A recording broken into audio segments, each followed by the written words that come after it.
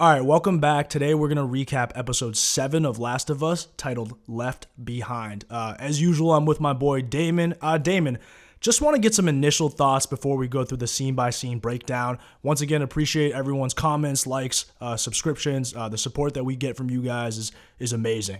Well, based on the previews we saw last week, we had the idea that this was going to be a flashback episode, and for a character as enigmatic as Ellie, I think it was sorely needed. And it's also really cool to see what a character can do when the character who's usually running the show as the lead protagonist, Joel, can do when he's sidelined. And we know that Joel's definitely going to be out of the mix unless he has some sort of fever dream from his cut or something like that. So you know it's going to be an Ellie episode, and I thought we learned a lot of really interesting things that told us a lot about Ellie now and probably in the future.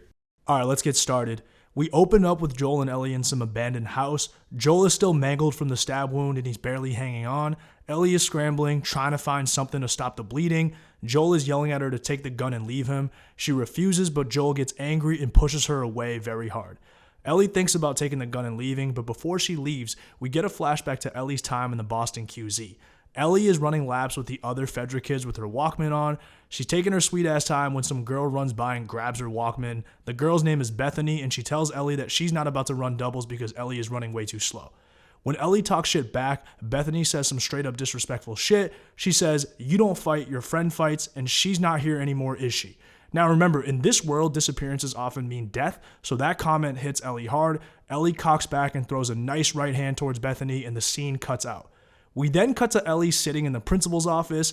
She's sporting a nice black eye when the Fedra captain named Captain Kwong steps in. We find out that even though Ellie is a black eye, she fucked Bethany up. Bethany has 15 stitches and is in the infirmary. For reference, Damon, when I got stabbed 6 years ago, I only got 11 stitches, so Ellie must have done some serious damage. I'm all good now, don't worry. Captain Kwong obviously likes Ellie and thinks she's talented. He tells her that he sees a future for her in Fedra and there are 2 paths for her.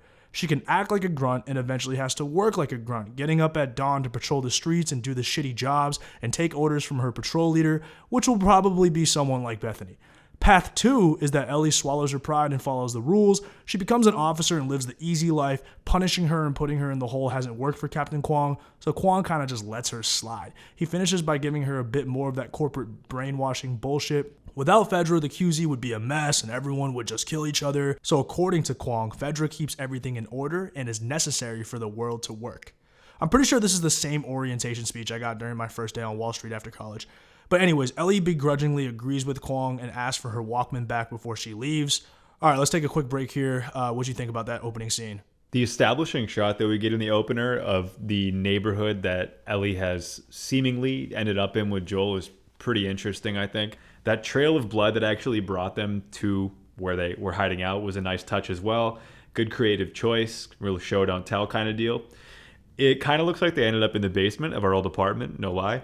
Ellie is definitely unwilling to give up on Joel, which is really cool. I mean, their connection is definitely building, and there's no way she's going to leave him behind right now. That Fedra gym shot was kind of sick. Of course, Ellie would be a Pearl Jam fan, or any grunge fan really in general. Again, nothing released after 2003, which is kind of rough on the pop culture landscape.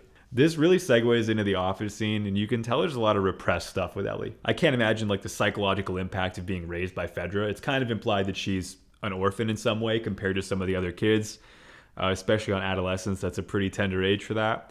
Captain Kwong gives the most compelling case so far for why Fedra is needed, but it still reeks of bullshit, as we can kind of see there. There's some nuance they try to put in there with perspective and, the moral indifference of, if someone's going to be in charge, we might as well be in charge. That's kind of the only point they really make. Yeah, good points right there. We now cut to Ellie chilling in her room at night reading some comics. Remember in episode 5, she bonded with Sam over those same comics. The Fedra dorm guard comes by and asks Ellie to turn the lights off because it's bedtime. It's 1:53 in the morning and Ellie is sleeping when someone sneaks in through the window and tries to suffocate her. Ellie immediately goes into fight mode and fights off the intruder and pulls her knife. We learn that the intruder is actually her roommate and best friend, Riley. Riley has been gone for 3 weeks, but seems to be all right, and she just wanted to play a joke on Ellie. What kind of fucking joke is that? Riley, you are a sicko. Anyways, Riley says she ran away for a bit, but is fine. She then drops the bomb on Ellie and tells her she joined the Fireflies. Obviously, Ellie is in shock and thinks it's a crazy idea because that would make them enemies. Riley shows her strap as evidence that she has truly joined the Fireflies and convinces Ellie to sneak out for an adventure. Ellie gets changed into adventure clothes, and she makes Riley look away as she's getting changed, which is a hint of their relationship to come. The two scale the fire escape down to the street level, and they almost get caught by Fedra Patrol right away. Bad fucking start. They go through the window of an abandoned apartment and head toward the rooftop. On the way there, they see a pretty recently dead body. The dude has a baggie of pills and some brown liquor next to him. The liquor looks to be pretty high-end, man. I wouldn't mind taking a swig of that myself. The floor collapses beneath the body and almost takes Ellie and Riley with it. The two make it to the rooftop and start getting sauced. That's some strong shit they're drinking. My tolerance is bitch made these days, so I'd probably already be fucked up after a few swigs. Riley lets Ellie hold the gun for a bit, and then she tells Ellie the story of how she joined the Fireflies. One night, Riley was bored and snuck out, and she got seen by Marlene. Marlene liked the way Riley snuck around, and she convinced her to join the Fireflies to fight for freedom. Riley calls Fedra fascist dickbags, and Ellie counters with the corporate company speak that Kwong told her. They then go on a Spider-Man parkour adventure and jump from rooftop to rooftop. We learn that Fedra has been wiring up more of the blocks in the QZ to get working apartments. Riley then suggests that they go exploring the abandoned mall, which Ellie thinks is crazy because it's sealed off and supposedly full of infected. Riley says that it's not sealed off, and the two of them proceed to explore. All right, perfect time to take a quick break before the mall scene. I mean, it's clear that even though Fedra's kind of on top right now, they're still not doing too well in the funding department. Looks kind of like our shitty dorm rooms our first year at a college that we'll bleep out here. We went to. Makes you wonder what the condition of being sent to these guys as a child is. Is it only orphans? Any child that's born post, a certain age, like any young child, are they kind of taken over by Fedra? Like, how do you get into this shit? Because it doesn't really seem like a private school that you really want to apply to too often. There are a lot of context clues that tell you that this girl, who we later know as Riley, comes in. She's the alpha, right? Ellie kind of looks to her, and you can tell that Ellie has been friendless for a minute now, hence why, Bethany was picking on her. I like that they show Riley as the turncoat, right? The change in philosophy from the Fedra loyalist to the person who's now trying to take them down. You sort of get the idea that Riley has a point to prove in some way, and she's definitely more vocal than Ellie, which seems weird because Ellie's current behavior when she's with Joel seems more vocal than her past behavior at Fedra, if that makes any sense. Definitely excited to see what they end up doing in the mall scene, especially because Ellie has hinted previously that that's where she got the cordyceps. So back to Riley and Ellie. The two sneak into the mall through an opening. Apparently when Fedra was wiring up the neighborhood, they inadvertently wired up the mall as well. Riley tells Ellie to go down a hallway by herself and then surprises Ellie by lighting up the entire mall. Ellie has never seen a mall before, so this view amazes her. Man, I'm not gonna lie, I still love the mall. I'm sad that mall culture is dying. Nothing better than hitting the food court and getting free sample upon free sample from the Chinese and Japanese food spots. Riley then tells Ellie that there are 4 wonders in this mall and she will show them all. But before any of that starts, Ellie sees an escalator for the first time and has an absolute blast. As a kid, there was nothing better than running up the down escalator. I fucking love escalators, man. I'm finna hit the mall right after this recording. Riley says that there are no infected in the mall and takes Ellie on a tour. Yeah, I don't know about that, but whatever. Before I rapid fire on all of the stores and businesses that I recognize in this mall, let me just say something real quick. For those who aren't from Boston, there is no mall like this in actual Boston. This mall looks way more like the Cambridge Side Galleria across the river from Boston. Very underrated mall. They're doing renovations to it right now. The only actual mall in Boston is the Prudential Mall, and that mall is straight up bougie as fuck. The mall used in this episode also has an abandoned movie theater, and I don't know a single mall in Boston that has the movie theater inside the mall. Anyways, time to call out all of the stores that I see. We get a Wells Fargo pre-scandal. I see a nice Best Buy in the background. This is what it looks like on Black Friday. We see a Foot Locker, which is what it looks like after every Jordan drop.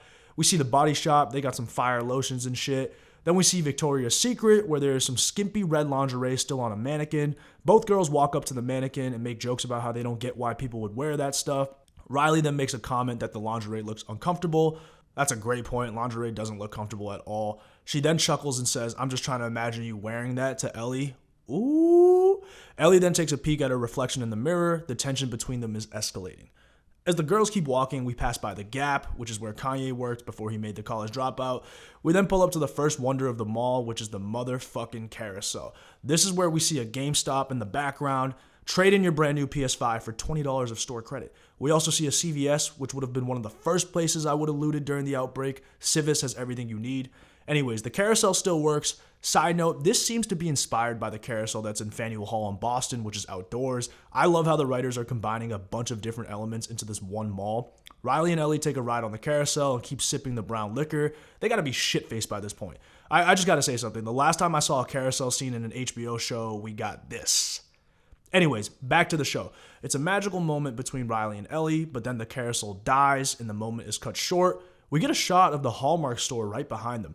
In honor of the Hallmark store, let me try and come up with a quick few bars right now that's relevant to this situation. Ready? Golden ticket, welcome to my carousel. Drunk and high, I think I'm going parallel. Shot the DM, yeah, I guess I might as well. I got issues, but I never show and tell. Thank you, everyone. So Ellie asks Riley if she really thinks the Fireflies can really liberate this place. Riley says they've done it in other QZs, and Ellie suggests that Riley should come back to Fedra. Her and Ellie could be the future. Riley says she turns 17 next month, and her assignment from Kwong was sewage duty. So her future in Fedra is bleak, so it makes more sense for her to just run away and leave. I agree, Riley. When the corporation is trying to fuck you over, give them the middle finger and dip the fuck out. Riley says Ellie is the one thing that she missed from Fedra.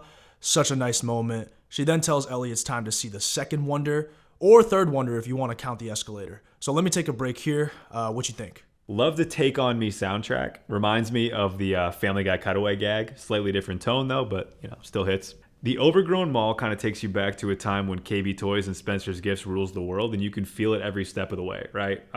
Ellie, basically, when she checked herself in the mirror at the Victoria's Secret, that's just kind of a clue that this may not be just a simple friendship, right? If we haven't gotten that point in by now, just by the body language and how they interact with each other. Merry-Go-Round is the best set piece of the episode, right? The fluorescent, haunting visual of something that's so carefree in a world that has hesitated to be any sort of carefree due to the outbreak and the way things are. Really kind of sets a nice contrast for us. It's a little escape for these kids. They just get to be kids, right? Yeah, good points there. Good points there. So now Riley still has a few more wonders left to show, and she takes Ellie to a photo booth. It costs $5 for a photo, but Riley came prepared with cash. Ellie asks Riley if she's done this before, and Riley denies it, sensing some jealousy from Ellie, which makes sense. I feel you, Ellie. I feel you. Imagine going on a first date with someone, and you pull up to the bar, and everybody already knows them. Oh, hey, back again. Fifth time this week. Anyways, the machine asks them to strike their coolest pose, and they go through some classic poses like bunny ears and shit like that. The pictures are printed and they are barely visible. Riley gives Ellie the best photo of the bunch. Now it's onto the fourth wonder of the mall, the arcade. Ellie is just in awe at how sick the arcade is. I would personally love to see arcades make a comeback in today's world. Ellie is sad at first when she realizes that they need coins for the games, but Riley has been prepared and already broken open the coin machine. One time when I was like 9, I was at a birthday party at an arcade and I looked under the games for tokens, and Damon, I found a fuck ton of them. It was good enough for an additional 30 minutes of arcade time. Also, I wish all arcades had the ticket system with gifts and prizes. That is the best part, getting rewarded with some cheap toys like a disco ball or something that'll probably break in a few days. Anyways, the two play Mortal Kombat. Ellie starts off with Raiden, and Riley uses Melina. Riley catches the dub easily against Ellie, prompting Ellie to ask why she's so good. Clearly, Riley has played games with someone else before. Caught in the act. As the two chums are having fun, we cut to this American Girl doll store, and we see an infected corpse start to show signs of life. Oh, shit. Good time to take a break. The photo booth scene was kind of interesting because it sort of shows their innocence a little bit. They also completely level with each other, sort of, before they hit the arcade. It sort of reminds me of Joel and Tommy last episode, where we, see them really kind of putting all the cards on the table. This show doesn't really let people stay happy too often, which really worries us, and I think that the awakening cordyceps towards the end of this scene really hits that home. Huge nostalgia factor here. Love the finishing moves in Mortal Kombat. Takes me back to Saturday mornings as a kid, like you were saying before. Again, they just get to actually have fun like kids do, so it's kind of cool. There is a little tinge of jealousy where Ellie sort of hints that, Riley's been here before with people and Riley doesn't deny it. So again, we have that power dynamic reminded to us again, where Riley's kind of the more badass one at this point in their history. We'll see if their difference in philosophy has any further wedge to drive between them, but it's kind of interesting to note that she's not fully sold on Riley's vision as of yet. Yep, absolutely. Back to the arcade where Ellie is starting to win a few Mortal Kombat matches. The two of them almost kiss, but then pull away. Reality hits and Ellie says it's late and she should probably get going or else she'll get in trouble again. Riley tells Ellie that she got her a gift, and all of a sudden the adventure is back on. They leave the arcade and head through the food court. Shout out to the Panda Express and Subway. They go to the back kitchen of the Macho Nacho, where Riley has been sleeping. She gives Ellie the Pun Book Volume 2 by Will Livingston. Remember, Ellie was annoying the shit out of Joel with that book in episode 4? The two exchange some quality puns, and then there's this one funny moment where screenshots is involved in the pun, and neither of them know what a screenshot is. Ellie walks around the kitchen and finds a pile of bombs, which she realizes that Riley made and was guarding. Essentially, the Fireflies station Riley in the mall with this stash of bombs, eventually to be used on Fedra. This obviously prompts an argument where Ellie feels used and betrayed. As Ellie is storming out of the mall, Riley drops a bomb, no pun intended. She's leaving tomorrow for the Atlanta QZ on a Firefly assignment. Even though she tried to see if Ellie could come with, Marlene said no. Ellie asked Riley why she even brought her to the mall, and Riley says she wanted to say goodbye. This pisses Ellie off even more, and she says goodbye and storms off. As Ellie's about to leave the mall, she has a second thought and decides to return. She hears Riley's screams and runs over to investigate. It turns out that Riley is fine and is just at a Halloween store using one of the Halloween props for fake screaming. It turns out that this store is the fifth wonder. Riley is sitting down feeling very sad when Ellie then joins her. They talk about the future. Ellie can't understand why Riley would disappear, tell her nothing, come back to give Ellie an amazing night, then just leave forever. Like why? To join some cause she doesn't even understand? Riley says that Ellie doesn't know what it's like to have a family and lose them. Even though Riley only had a family for a little bit, she felt like she belonged to them. The Fireflies represent family for Riley. Ellie counters by saying Riley mattered to Ellie first. Ellie then asks Riley if she's sure about leaving, and Riley nods yes. Ellie says that Riley is her best friend and that she'll miss her. Riley then tries to bring the mood up by getting them both to put on these creepy-ass Halloween masks. She also pulls out Ellie's Walkman, which means she swiped it when Ellie wasn't paying attention. They start bumping music and dancing on the glass countertop. Be careful, ladies, that shit is fragile. Ellie stops in the middle of the dance and takes off her mask, and she looks at Riley and says, "Don't go." Riley looks back and says, "Okay." They then share a kiss. At first, Ellie apologizes, but Riley says it's all good, I'm down for that. All of a sudden, we hear some rumbling from the side of the room. Perfect time to take a break before shit goes downhill. What you think about those Ellie and Riley scenes? One thing that I've noticed about Riley is she's not super forthcoming until Ellie really puts her on the spot, right? When it's, the bombs, the idea of her leaving the next day after, it really is kind of held back until, she feels like she can actually come through to Ellie. This is kind of part of the fact that their ideological differences are so wide. It reminds me a little bit of Romeo and Juliet, right? Like two warring factions where one person is in love with the other, but they simply can't come together. Interesting that Riley chooses Ellie, never having a family, to imply that's why she's not as drawn to the Firefly cause. I thought that was kind of a low blow, but it does bring a good point, right? The Fireflies do represent this family, this philosophy, self-reflection, journeying, little more warm and cozy than an autocratic, rigid organization like Fedra, though the Fireflies do still stay strapped, so you got to keep your eye on that, and they are definitely not totally innocent. And as evidenced by the brooding look on Ellie's face when the camera fixes back on her, you can tell that this is the first person Ellie really formed a true attachment to in her early life. All right, back to the scene. Ellie and Riley are about to enter Mortal Kombat in real fucking life. The infected from the American Girl doll store pops out and starts attacking. Riley has the strap, but only hits the body. The Fireflies gotta train their people better, man. Goddamn. I will say, if you're hiding out in the QZ, it's probably impossible to do weapons training for the Fireflies, so I'll cut them some slack. Anyways, Ellie and Riley make a run for it, but the infected tackles them to the ground, somehow knocking Riley out and knocking the gun to the side. There's just no way Riley has that weak of a chin, man. I don't believe it. Ellie is 1v1 against the infected and stabs his side repeatedly, but it doesn't faze him. He's trying to bite Ellie's neck like a Twilight vampire, and Ellie is barely holding him off. She's hitting him with body shots and tries to get away, but he tackles her again. He gets on top and is about to bite her face off when Riley miraculously wakes up and hits him with this, rod. The infected then focuses on Riley and is overpowering her when Ellie comes through and stabs him in the neck with her knife, finishing him off. This is her first kill. We finally get to see it. So Ellie catches her first body and is like, holy shit, fuck yeah, she's celebrating, and she looks over at Riley, and Riley is sad. Riley is looking at the bite mark on Ellie's arm, and then she shows a bite mark of her own on her hand. They both got tagged. Fuck. We then cut back to the present moment where Joel is still mangled and Ellie is getting ready to leave. This is the same moment that started the flashback at the beginning of the episode. We see Ellie thinking hard, then she runs up the stairs and frantically fumbles through the bathroom cabinets. She runs all around the abandoned house looking for stuff in the cabinets. We then cut back to Ellie and Riley post-bite. Riley is just sitting down looking defeated while Ellie is going off and breaking all of the glass in the store. Riley calmly tells Ellie there's some more stuff you can break over there. Clearly they have drastically different ways of dealing with trauma. Ellie sits next to Riley and asks what they should do. Riley gives an awesome little speech. Basically, they can go with option 1, which is shooting themselves and taking the easy way out. Option 2 is they cling onto as much life as they can before the fungus takes over. The whole purpose of life is to stay alive and not quit. Every second matters, whether it's 2 minutes or 2 days. You don't give that up. Goddamn, Riley, good fucking shit. They hold hands and cry on each other's shoulders and wait until they're supposed to lose their minds to the fungus. We then cut back to Ellie frantically searching in the kitchen. She finally finds a sewing needle and runs back to Joel. They hold hands in an incredible moment of mutual trust, love, bonding, and support. They're clearly not going to quit on each other. Ellie starts sewing Joel's wound up. That shit looks nasty and it's painful, and she's just doing it bit by bit. The episode ends there. Holy fuck, man. Any thoughts? The attack sequence, like really well done action in general, probably one of the most horrifying looking infected we've seen up close, especially because of the lighting. But you know there's going to be a consequence once you see those blows going back and forth. You can tell the infected has landed a couple. Once we actually see Riley with the cut, same vibe as when we saw Tess with the cut. There's a huge gutting realization that Ellie just found some love and now it's out the window.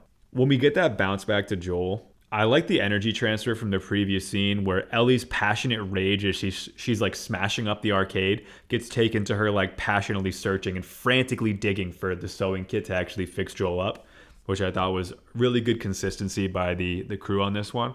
All the characters develop within this continuum of morality, right? Lined with loss, which really defines who they become. We've seen how it created Joel, and I like that we have a three-dimensional idea of what created Ellie now, because it's good to know that your character is basically a realistic human being in a lot of ways, and she qualifies as that. Whereas before, like, she seemed almost a little too gruff and it was hard to put a finger on it, but this makes so much more sense now.